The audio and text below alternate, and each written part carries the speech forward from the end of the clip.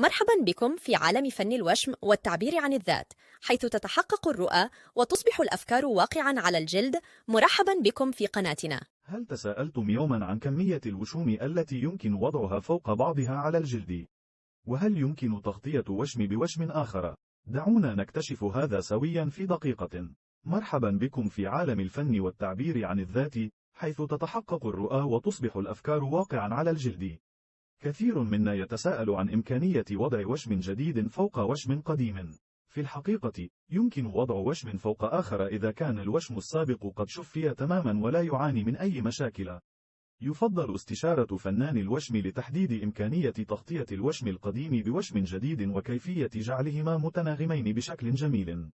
وها هو النصيحة الأساسية: الرعاية الجيدة لوشمك الجديد والسابق تعطيك النتيجة المثالية.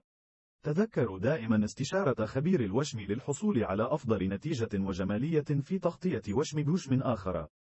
شكرا لمتابعتكم. يعتبر الاهتمام بوشمكم جزءا أساسيا من العناية الشخصية. إذا كان لديكم أي استفسارات أو تعليقات، فلا تترددوا في مشاركتها معنا في التعليقات أدناه.